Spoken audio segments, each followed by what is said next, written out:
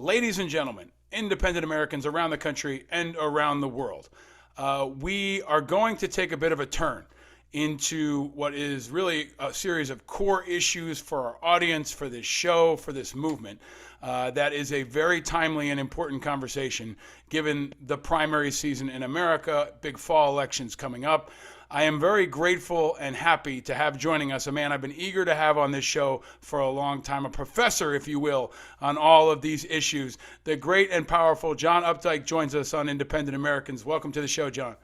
Hey, it's great to be here, Paul. And, I'm an independent, so I like hanging out with independents and talking to independents. So looking forward to spending some time talking today. Yeah, man. Welcome home. This is why I've been eager to have you on the show.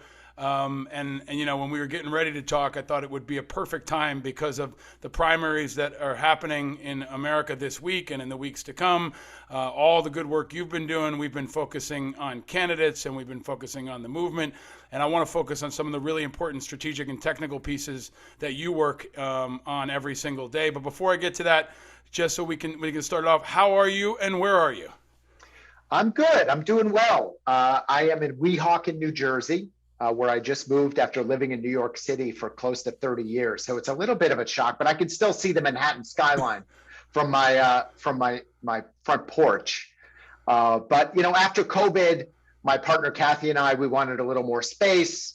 Living in a small place in Manhattan for so long, it gets a little boring, a little tired. So we decided to move to New Jersey, and we're really liking it. Weehawken's it's a Cuban neighborhood, and everybody here speaks Spanish, and I really like it. I get to practice mi español. Excellent. That's very exciting, and I think maybe as a bit of a tangent, Spanish-speaking folks in this country, I think especially the younger generation, I would imagine are trending independent, and maybe worth exploring, in a follow-up conversation. But maybe now that you're in New Jersey, your vote will matter more, right? Because if you were in Manhattan, you couldn't vote for sure in the primaries, as we've covered on this show. Now you're over in New Jersey, and you're going to keep focusing on the work you do with open primaries. Let's start there if we can, John, because Sure. You're really the master of this. We talk about independent politics. We talk about this movement in America, but let's start with a definition, if we can, for as you frame it, as you understand it. Who are independents in America? And what can you tell us about that group of people that is often widely defined and sometimes miscategorized? Sure. And I think that's a great question because I have definite opinions about this. I think that independence cannot be understood using the traditional tools of understanding that have been given to us by the Democratic and Republican parties, which are ideological tools. So the typical way that independents are taught to understand themselves as being in the middle. We're kind of in between the Democrats and Republicans. I think that's garbage. Independents have opinions all over the place. Conservative opinions, liberal opinions, libertarian opinions, socialist opinions, and not just amongst themselves, but within themselves. I mean, a lot of independents are left, right, and center all at the same time. I think the most accurate and also developmental way to understand independence, what it means to be an independent, is that it's an act of non-compliance. It's saying, in a small way, just by how I identify myself, how I register to vote, I'm not buying in to the blue-red political construct. I just think there's something fishy about that. There's something that is not a construct that serves the American people and serves our country and our world. It serves the parties themselves, and I'm opting out. So the political challenge, in my view, is how do you create power for those of us who are not complying with the dominant framework, and amplify that and challenge. I mean, this, the pollsters, whenever they do a poll and they talk to independents, they say, are you a Democrat, Republican, or independent? If you say I'm an independent, they don't let it sit with that. They say, okay, fine, you're an independent, but do you lean Democrat or lean Republican? Meaning, yeah, I know you think you're special, but everybody in America has to be team red or team blue. So pick a team. That's coercion. it's un-American, it's undemocratic, and we independents have to find creative ways, I think, this is my opinion, to give expression to the fact that there are lots of us. We have the numbers. We don't have the narrative, but we have the numbers to do something new in this country. I want to pull that apart. I think that's a really important starting point, John, because it's not that they don't want one or the other. They're saying none of the above, right? They're not walking in the store and saying, I don't want Coke or Pepsi. They're saying, I'm not walking in the store, right? And it's also kind of a fuck you to the system or to the construct or to the imposition that you must choose in a world of freedom and choice. And I think we've seen that increasingly in this country in the last couple of years. Now, broadly, some of the polling I see says 42% of Americans or 42% of voters are unaffiliated or independent. Does that number seem right to you? Yes. Yes. And can you talk about demographics? How much do we know about gender, race, geography of that 42% of voters, right? Not Americans, but 42% of registered voters. Is that right? Yeah, and it's the demographics are pretty amazing because they're in the states that register voters by party, which is 30 states. They are on track to be the largest group or second largest group by 2030. That's red states, that's blue states, that's purple states. 49% of Afghan and Iraqi vets are independent. 45% of Latinos and Asians are independent. 52% of young people are registering independent. So it's an accelerating trend. It is not confined to one region of the country, nor to a particular ideology or rural, urban. It breaks through all the different categories and silos that we've been taught to think about by the two parties. And it's really a trend, as I said before, of people saying, I'm just not going to sign up for your game. And we've talked a lot about, I think the biggest, most powerful party in America right now is no party at all. And the demographics are really important, I think, especially among young people, because young people tend to reject the existing structures.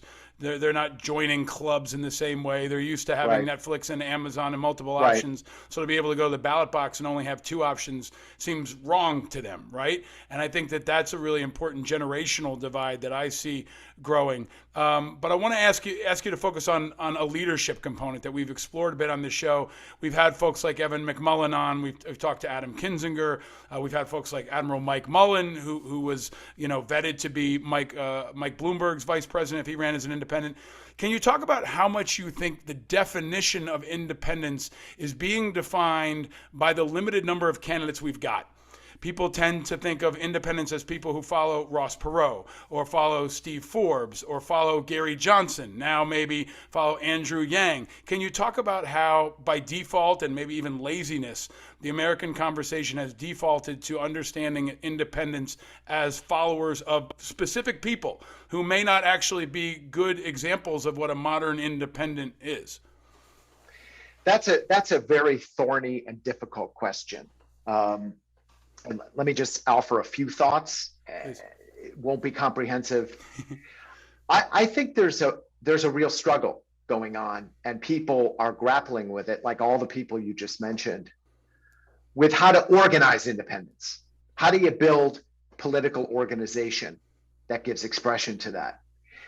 And I think that as someone who was involved in the Reform Party, which came out of the Perot movement,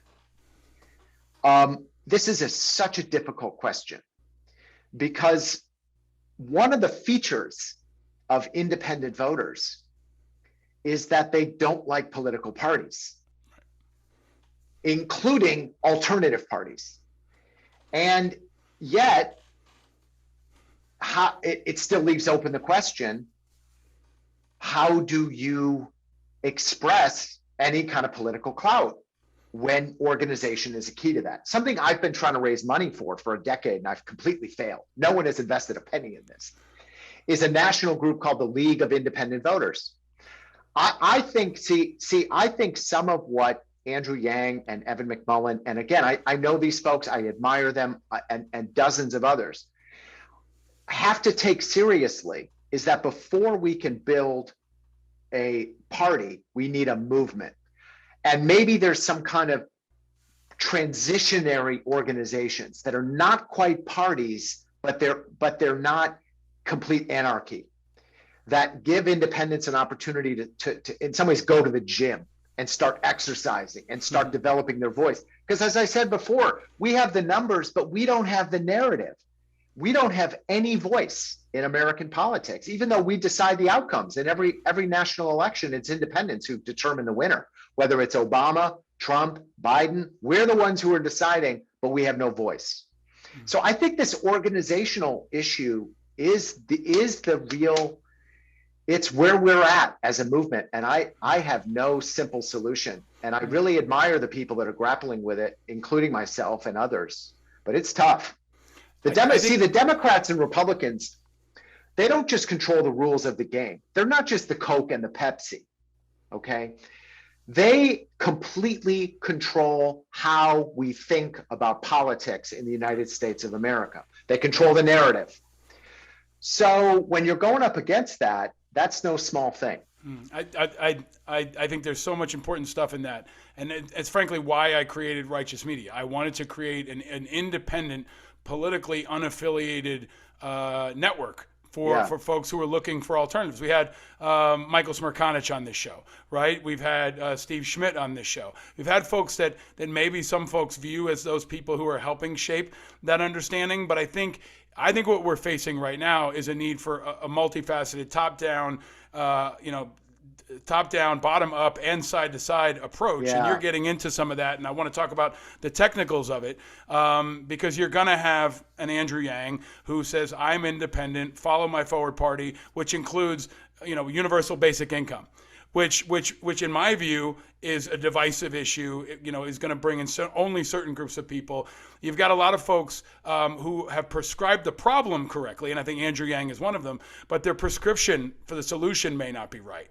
And that is where I would put Yang and maybe others, including somebody like Kinzinger, who's not an independent so much as a Republican who's changing jerseys. And I think there's a need for this new generation of leaders who never were a Republican or Democrat and have maybe a more authentic and even honest political upbringing and framework that they want to put upon people. But there's also the bottom-up piece, which is absolutely critical, right? And that's where you're focused a lot. So let's get into that, because yesterday in Pennsylvania, as an example, high-profile gubernatorial Senate races, independents could not vote. You guys were involved in trying to change that. I retweeted the great Rocky Bleier ad that was up in Pennsylvania. But talk about access, because in the primaries in particular, millions, tens of millions of independents and unaffiliates can't vote for anybody. So talk about, maybe start with, what is openprimaries.org? And what do you think is the solution and the problem regarding access to primaries for independents? Sure. Well, Open Primaries it's my organization. I founded it back in 2009. It's a national organization working to restructure the primary system so every American, every voter can participate in both round one and the general election. And there's different ways that gets expressed. There's different forms of open primaries. I think the details are less interesting than the fundamental question of, we now have an election system designed for a country that no longer exists.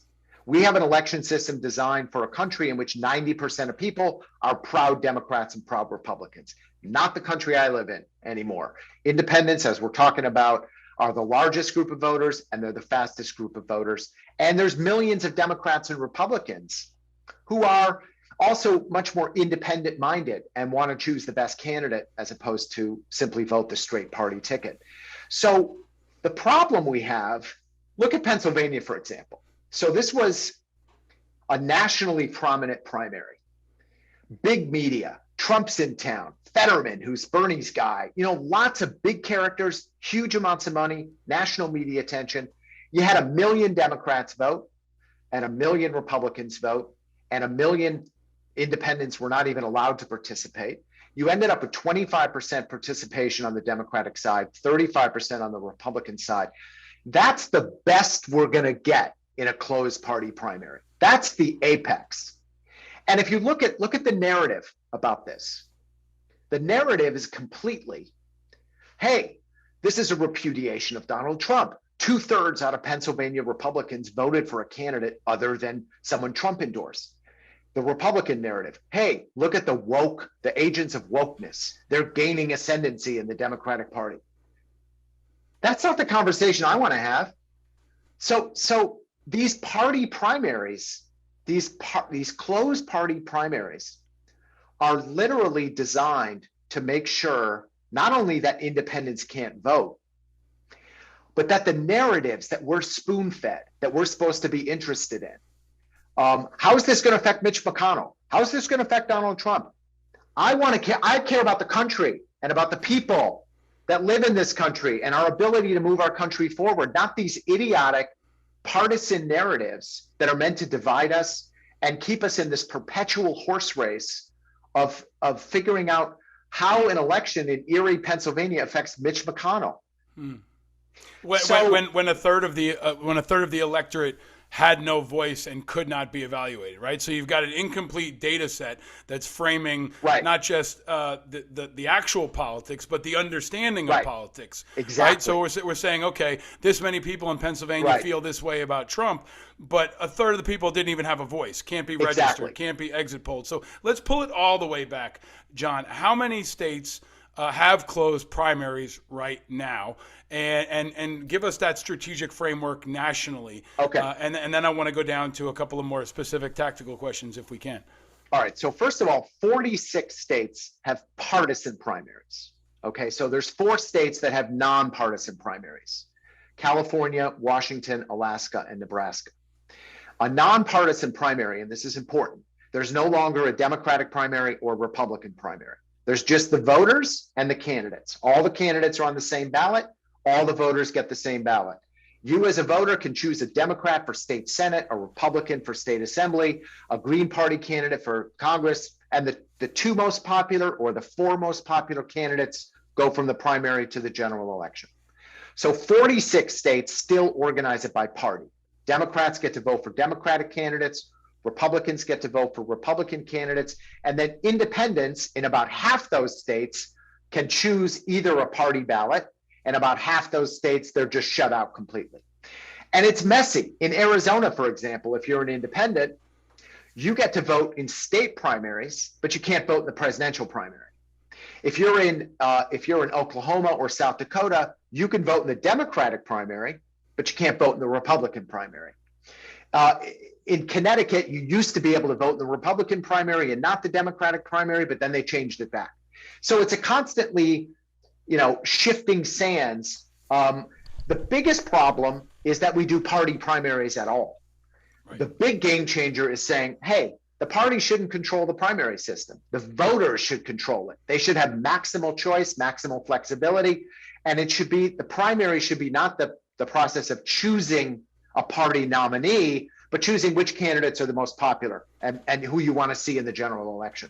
Which is which is ranked choice voting, right? I mean, it can be, but in California, it's not. In California, they send 2 candidates. In Washington and Nebraska, they just send 2 candidates to the general election for a head-to-head face-off. In Alaska, they send 4 candidates to the general election for a face-off using ranked choice voting, as you're saying. And there's a debate about which one is better. And the one-size-fits-all, John, there's a really important piece here, because I have these discussions with people on this show and on social media, and they say to me, well, then just join the Democratic Party. Shut your mouth and join the Democratic Party or join the Republican Party, and if you don't, then doom on you. But there's a really important piece that you pull out here, which is these are publicly funded primaries in many places, if not all. Right? So except South Carolina. In South Carolina, the parties fund their own primaries. So the parties are using public dollars to have private primaries, essentially, right? Exactly. Can you talk about that and the money that's involved here and the scope and scale of how the parties are kind of living off of all tax-paying Americans to run their party politics? Yeah, I mean, the parties have gone all the way to the Supreme Court to argue that they are private organizations. And as such, they should have control over who can and can't vote in their primaries. They basically make the Elks versus Kiwanis Club argument. They say you wouldn't want Elks voting in the Kiwanis election. So we as a party, as a private organization, we have First Amendment rights, And we should be able to determine that. And the Supreme Court has said, you're right. You have that right. But then they turn around and they say, even though we're private, we want to be funded by the taxpayers. We want these elections to be administered by the government. We want the poll workers, the schools. We want this to look just like a general election, but it's a private election. And that's problematic from a taxpayer funding point of view. It's about $500 million nationwide. But I think the bigger problem than the money is the culture. Because most Americans do not consider the primaries to be private elections, the way they consider Elks Club elections to be private. These are at the same schools and community centers and churches and synagogues where they vote in November. These are administered by the government. So there's this gloss of publicness to them. But the parties control the rules, and that's what we've got to change. We've got to get them fully publicly funded, open to all voters. So I think yesterday I voted I'm in Ulster County, New York. I voted for school board.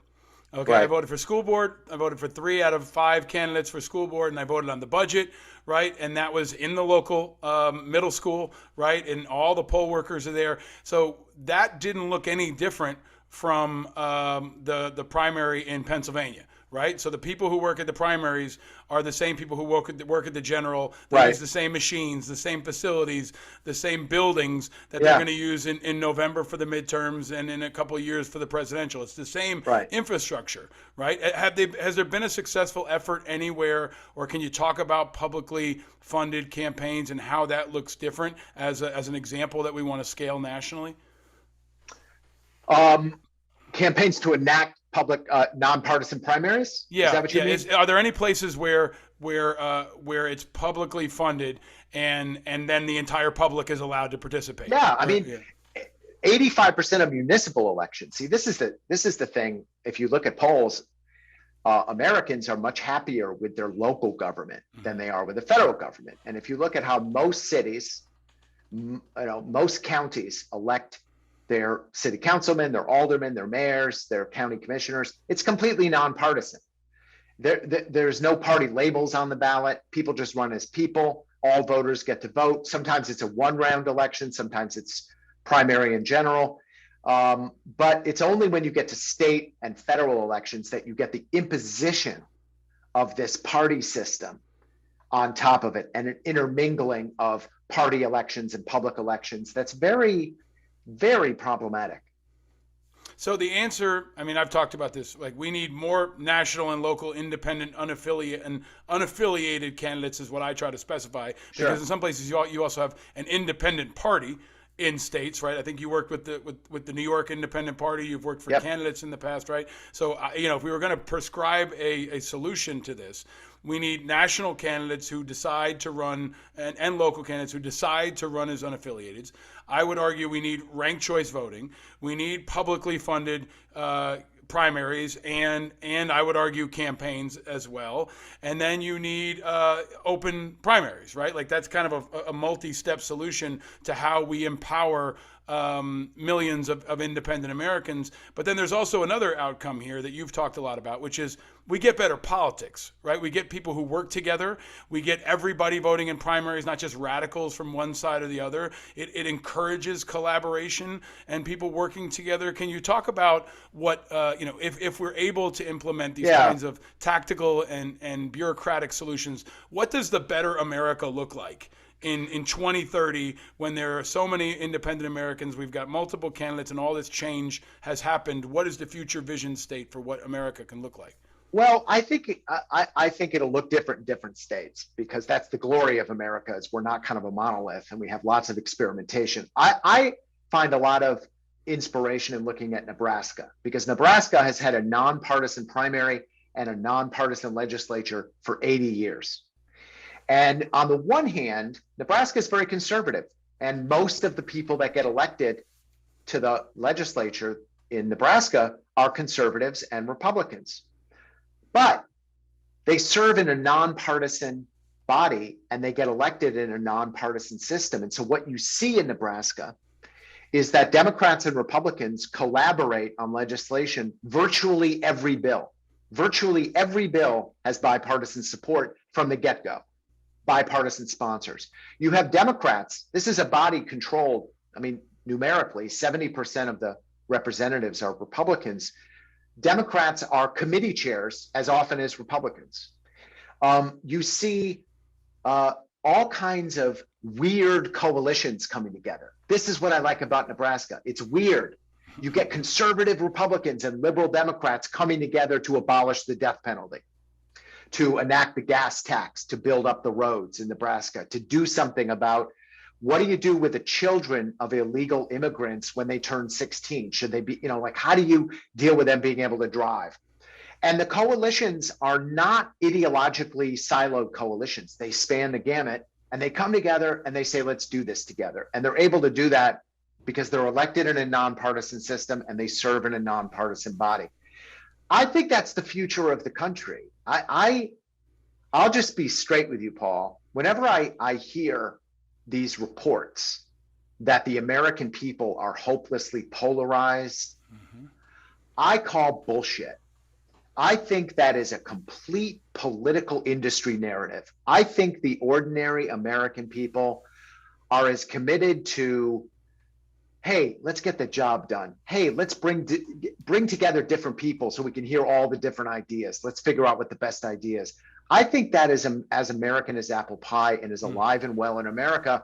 But our political experts and parties, they like suffocate that. They prevent that from getting any kind of oxygen. I think that's really important, and I think it's true, because there is a media narrative that is not real America. And there is a narrative in Washington, D.C. that is not real America. And especially now as the pandemic is going into a new phase and people are reconnecting.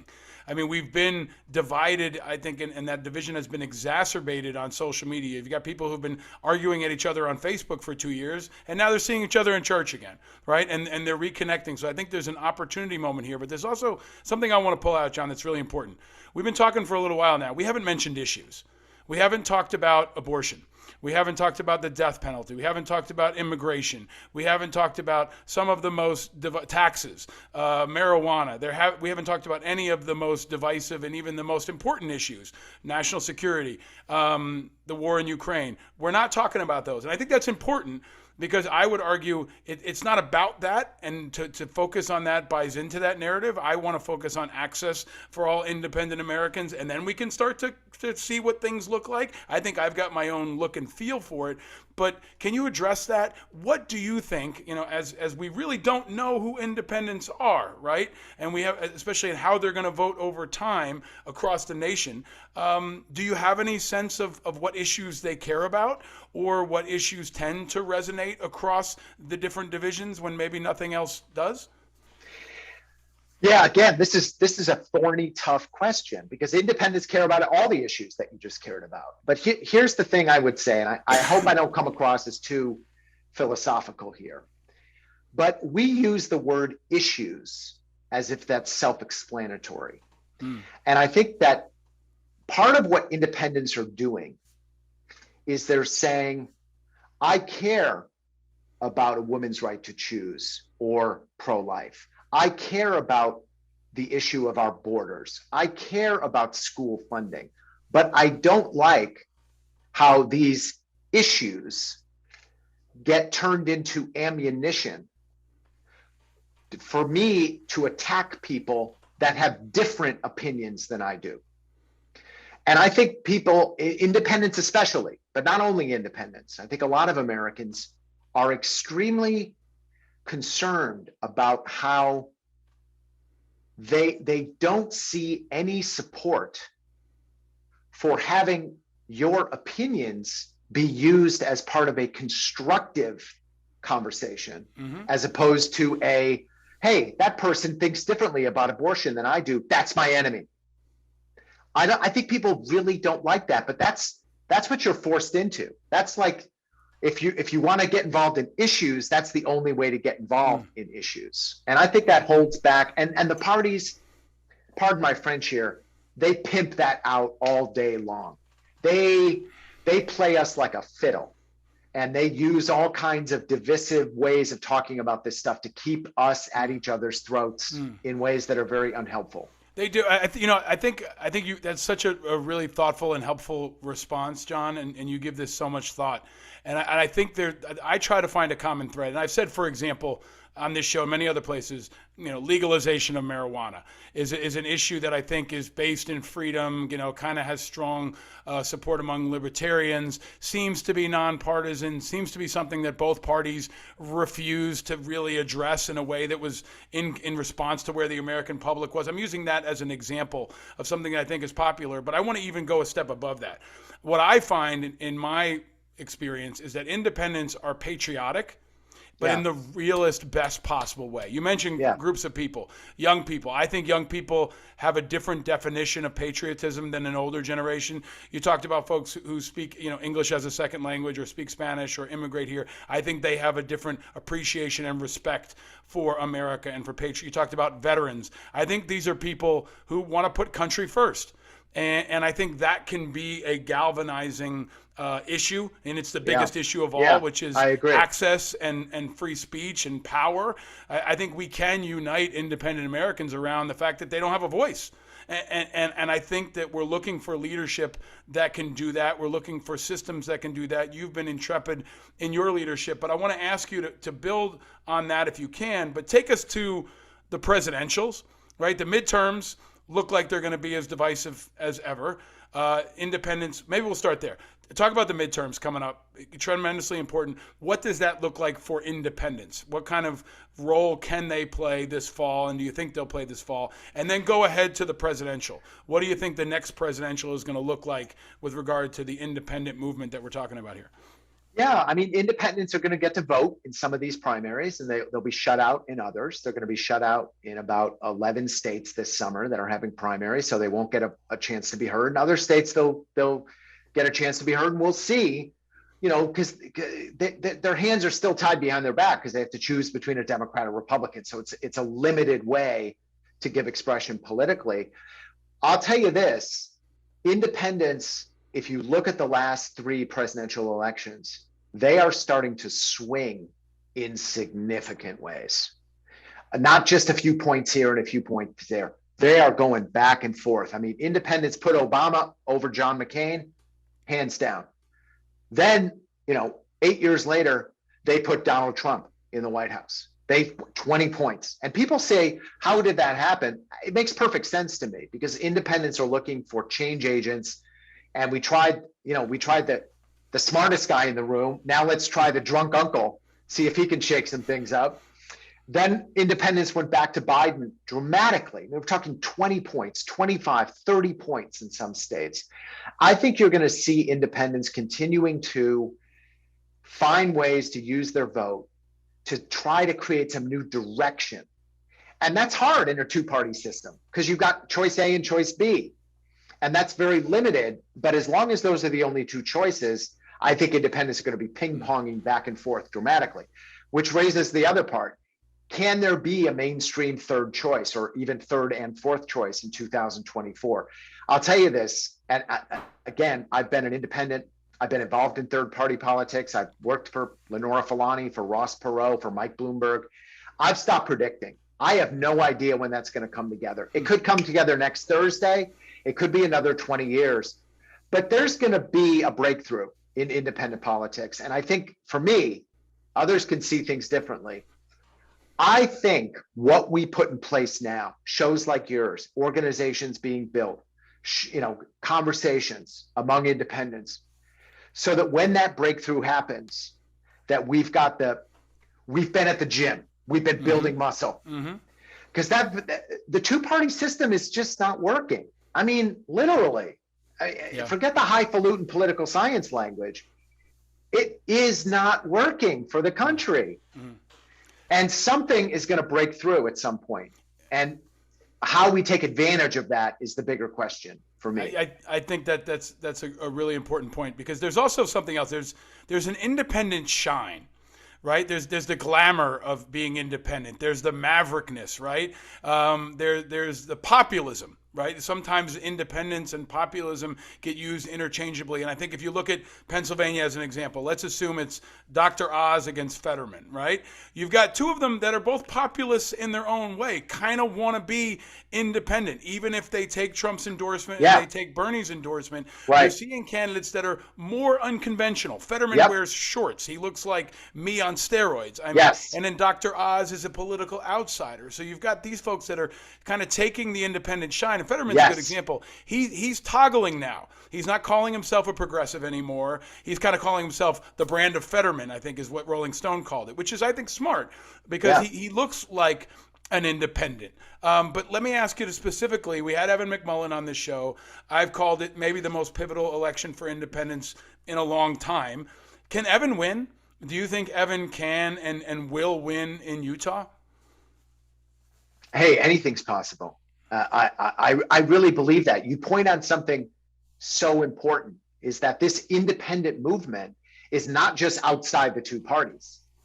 It's inside the two parties. It's, I mean, Obama, and people forget this about Obama. Obama was the outsider. He ran against the consummate insider in 2008. He was Right. supposed to be a nobody.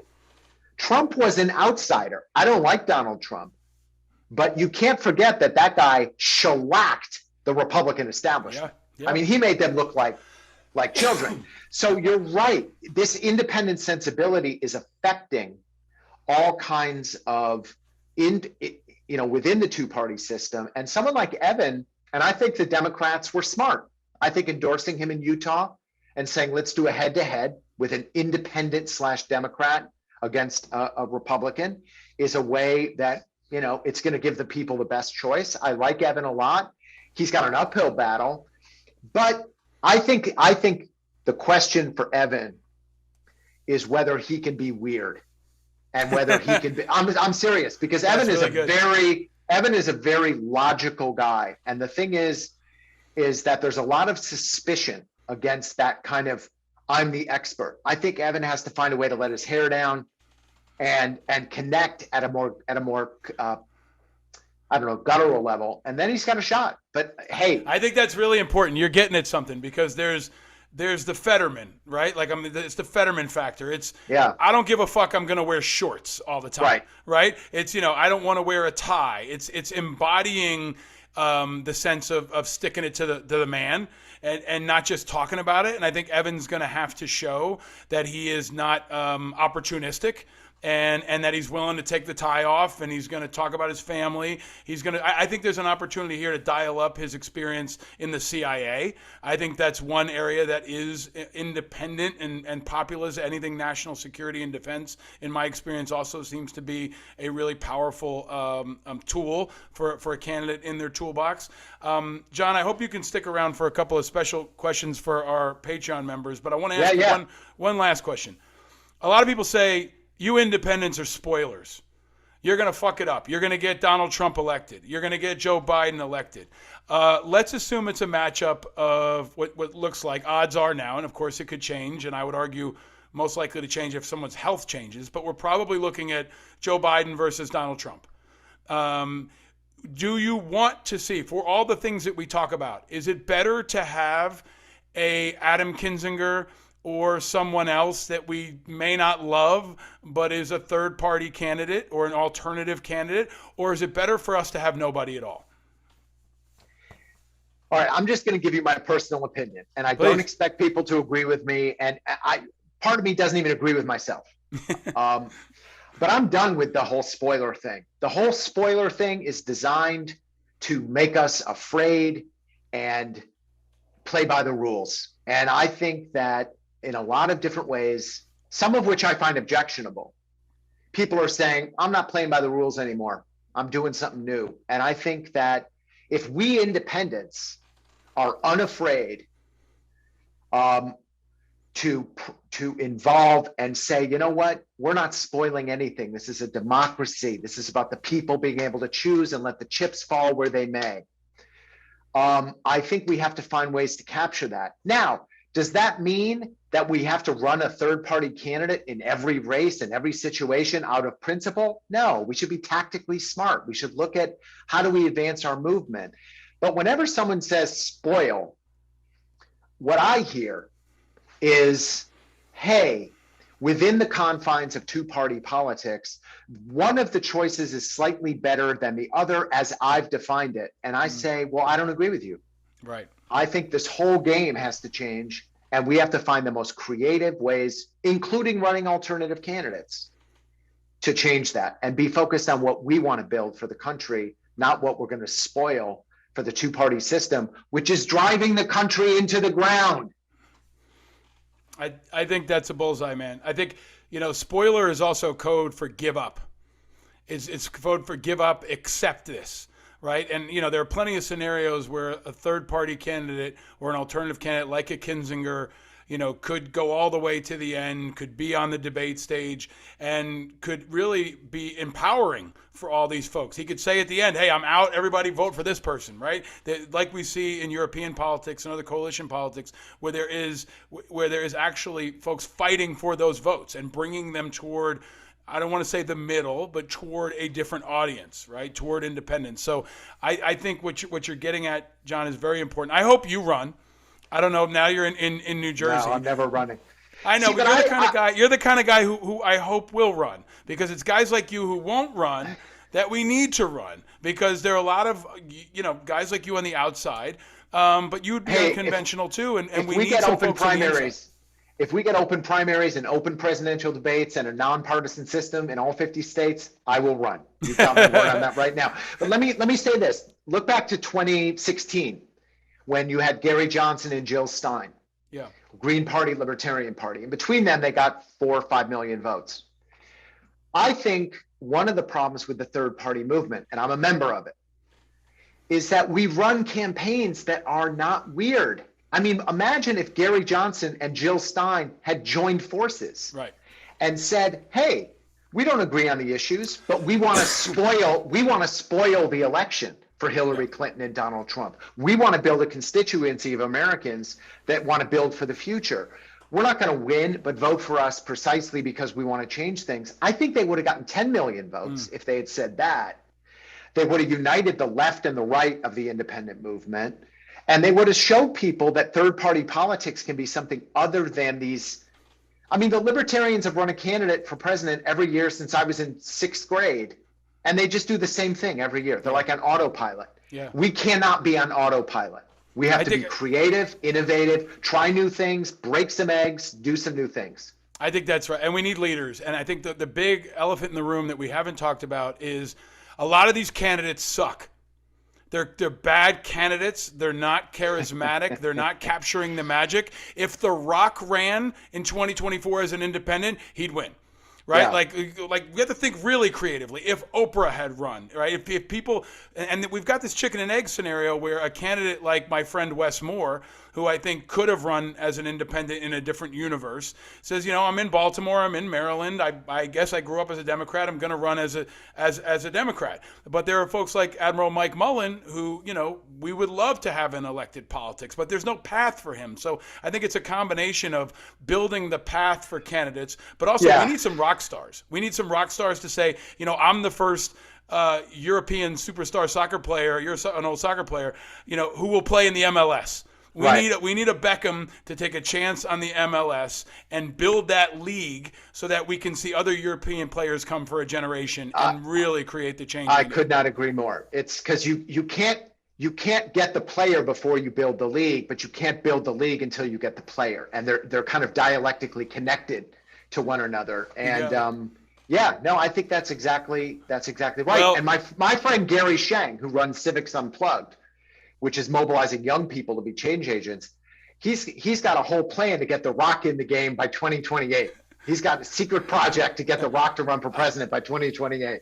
I love Gary. I love The Rock. I love this conversation. I hope you'll come back and we can keep it going. Absolutely. because I think this is the biggest story in American politics. And I think that it is so underreported, underappreciated. But you're also, you've been a tireless leader. So I want to thank you for your patriotism, for being an advocate for this country, and for, really banging away for so many years on such important stuff that is often underappreciated. You're a true public servant, and I'm really, really grateful for your leadership. You're kind of like the Ted Lasso of independence here. And yeah, right? I don't know if anybody's called you that before. I don't have as good a mustache. Yeah, but I think, like Ted Lasso, we're going to keep having more and more success. And thank you for taking us through it, John. You're a tremendous leader. We appreciate you. My pleasure. Thanks for having me, Paul, and keep up the great work. These kind of conversations among independents, broadly defined, crucial, because we independents, as I said at the top, we have the numbers, but we don't have the narrative, and we have to build that narrative. And that narrative is about, departisanizing the way we do politics in this country. And that's why I'm so passionate about reforming the primary system. Well, and we have T-shirts, so I'm rocking it. If you're watching on video, we got independent T-shirts. Nice. We're rocking the rebrand. I got coffee cups, John. I'm going to get you a whole bunch. But until then, thank you for all you do, and stay vigilant, my friend. Thanks. Take care, Paul.